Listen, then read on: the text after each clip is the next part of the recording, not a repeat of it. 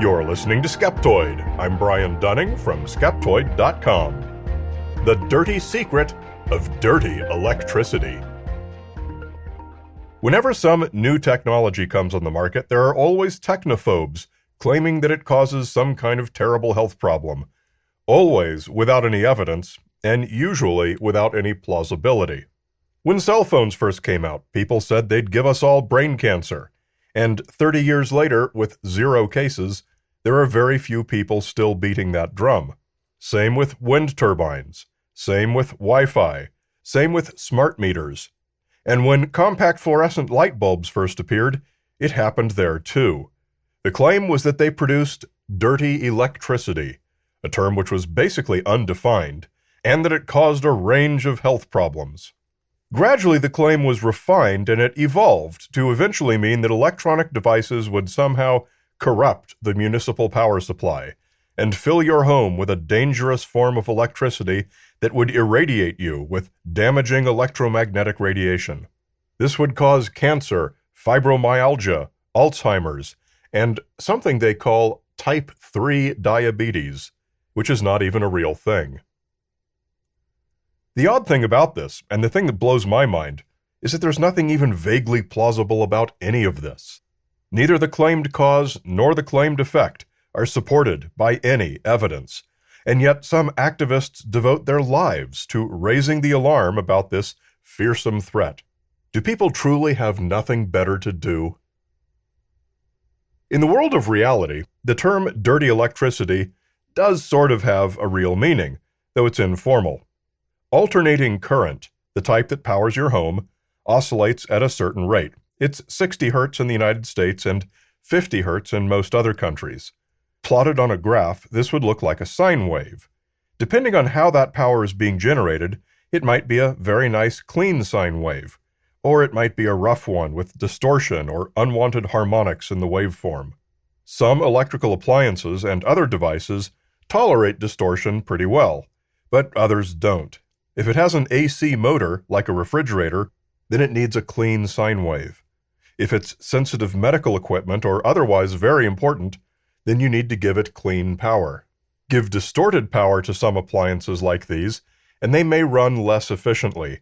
They may get too hot. They may become damaged. But this would be a rare exception in a home environment. It's really only places like hospitals, supercomputer facilities, and industrial plants that have to worry about this stuff. And so they generally use their own power conditioning facilities. The electricity you get from the local power station is generally pretty clean, but there are other ways alternating current can be produced, and they tend to be less consistent. You could use a portable generator, and those are all over the map. Depending on your application, you might well want to choose one that delivers pure sine wave power. An inverter, as you might use in an RV to convert 12-volt DC to 120-volt AC, might produce clean or dirty power. So again, choose the right one for the job. Choosing one that produces a pure sine wave will mean you're always covered. The generators, inverters, and other devices that don't produce pure sine wave usually put out what's called a modified sine wave. The benefit is that they are less expensive. The waveform they produce is made of square steps to roughly simulate a sine wave. It's not good for motors and sensitive electronics, but for all practical purposes, it's just fine for most anything in the average home. When power leaves the power plant, it's kept within a number of specifications: volts, amps, watts, total harmonic distortion, frequency, etc. If it checks all the boxes, then we're all good. If it's out of spec on one or more, then it's what many are informally calling dirty. With the rise in home solar power generation, some homeowners use cheap inverters to convert that power to what their home runs on, and excess power from them may make it back to the grid. These systems are sometimes out of spec for the municipal grid, since they're intended for homes and not hospitals or NASA, so they are arguably a source of dirty electricity to the grid. So that's the closest thing in reality to what might be termed dirty electricity, a modified sine wave, or a bad sine wave that includes some harmonics or distortion or spikes. All variations are common in the world. none make any differences to human health. Though you can certainly be electrocuted equally by any of them, beyond that, only your sensitive electronics might care. But that's not the claim being made by the promoters of dirty electricity as a health threat. Their version's a bit different. What they describe as dirty electricity is mostly the same thing, but with an emphasis on transient voltage, basically small spikes on the sine wave. And they invent imaginary causes for this and describe dangerous threats to your health, not from getting electrocuted, but from EMF, electromagnetic frequencies, or radiation. The electrical wires in your home do produce electromagnetic radiation. They have to. It's a part of the physics of conductance over wiring. Electrical testing tools like clamp meters that you can buy at the hardware store rely on this. They have to be right up against the wire, or very close to it. This radiation drops off very rapidly. It's undetectable more than a few inches away by all but the very most sensitive equipment. How and why this works is exhaustively described by electromagnetic theory, and also proven by 150 years of real-world data to be harmless to humans or other living tissue. The waveform doesn't matter. Whether it's a clean sine wave or a dirty one, it cannot interact with your body. That, too, is physics. There is no interaction. The waveform is irrelevant. But the activists never let the facts stand in the way of a good boogeyman to scare people about. From my survey of a number of websites trumpeting the alarm of dirty electricity, I find there are two basic motivations guiding their claims. First, obviously, is to sell you worthless gadgets claiming to clean up your dirty electricity. And second is to beat the immortal anti-technology drum.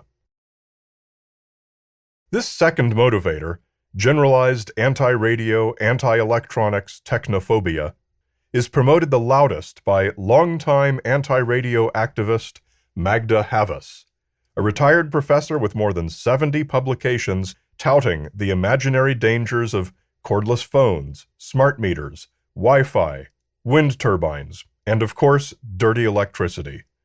Paradoxically, she also writes about the equally imaginary, miraculous healing powers of some of these same phenomena: pulsed electromagnetic field therapy, healing with light, and other such nonsense. All of her publications are horrible. Some have been retracted. Most are based on anecdotes or wishful thinking. The vast majority are in pay-to-publish journals that have no meaningful standards. You may recognize her name from many past Skeptoid episodes. As one of the very few academics who have bought into this particular brand of pseudoscience, she's in high demand at anti-technology conferences, and sellers of snake oil EMF healing devices are constantly waving her publications as proof that their worthless products are useful. Havas is perhaps best known as an advocate of electromagnetic hypersensitivity, a perceived condition in which sufferers complain of horrific symptoms upon being in the presence of electronics. The Michael McKean character in the show Better Call Saul famously believed himself afflicted by this. Although its existence has been disproven every time it's been tested under controlled conditions, when claimants don't know if a device is turned on or not, they are no longer able to discern whether or not they have symptoms. Havas continues promoting it as real and crusading against dirty electricity, which seems to have taken over from radio as her preferred boogeyman explanation for its cause. I said before how I was personally befuddled by this particular brand of fear-mongering. Here's a big reason why. The electrosensitive crowd and the anti-radio crowd tend to seek out places which they believe are isolated from man-made electronics and electromagnetic radiation. They are not bothered by natural EMF, like that from the sun, only by man-made EMF, like from a radio station. Yet their main point here seems to be that dirty electricity is some kind of man-made corruption of perfectly natural sine wave electricity, which, if I read their publications and websites correctly, they regard as harmless.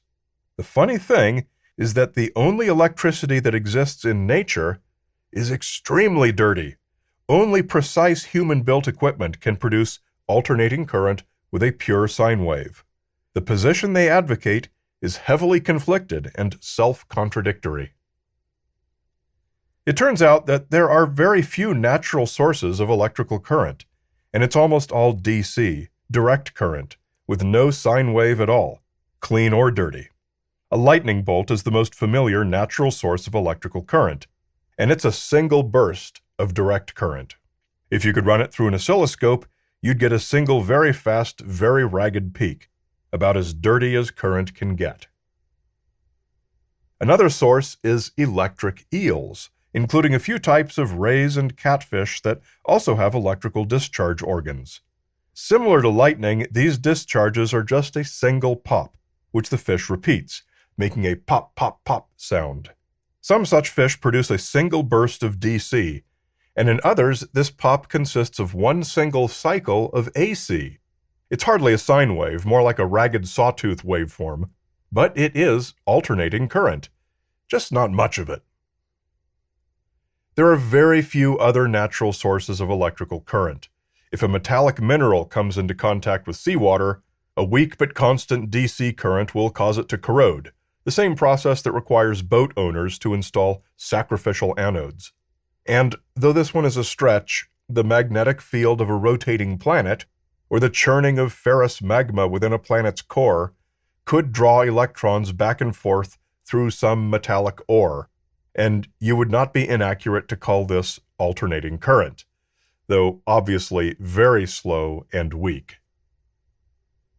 So, in short, it's pure sine wave alternating current, created by corrupt human beings, that Magda Havas and her ilk feel so safe around, and only power matching the rough natural forms that they are so terrified of and suffer appalling symptoms from. So the self-diagnosed electrosensitives retreat to their rural communities that prohibit electricity of all kinds, despite their guru, Magda Havas, celebrating the safety of that very same electricity. It just makes no sense. So let's summarize a few points from this episode. Number 1, electricity flowing through your walls, your wiring, and your devices and appliances cannot hurt you, unless you touch it and get electrocuted. The field strength is too weak to be detected by testing equipment at the distance you are away from any of those things. But even if you were holding it in your hand, emitted electromagnetic radiation does not interact with your body tissue. Whether it's clean or dirty electricity makes no difference. Number 2, the term dirty electricity is not a medical term, or even a formal term in electrical theory. If electricity is out of spec, well, that's one spec that was written by people with a particular application in mind. It's still perfectly good electricity that might well be in spec for some other application. Objectively, there's really no such thing as dirty electricity, or any definition for it.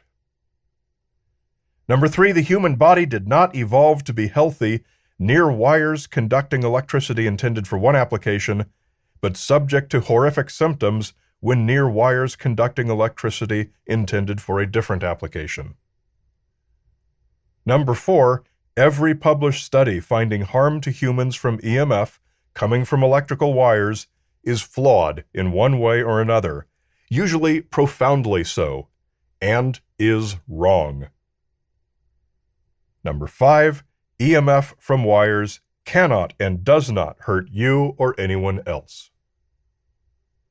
And so you need not worry about EMF. You need not spend your hard-earned dollars on any devices promising to clean up your so-called dirty electricity. And you most definitely do not need to worry about dirty electricity in your home or anywhere else.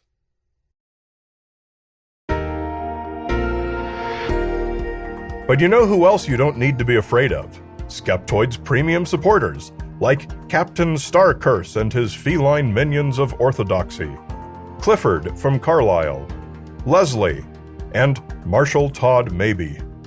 Yes, you too can get a fine, upstanding shout-out like this. Just come to Skeptoid.com and click on the Members portal and select Shout-outs and Stories from the menus. And as long as you've got your podcast app open right now, please take a second and give Skeptoid a rating. It really does help with the discovery algorithms that suggest Skeptoid to new listeners. And we all know how much they need it. You're listening to Skeptoid, a listener-supported program. I'm Brian Dunning from Skeptoid.com.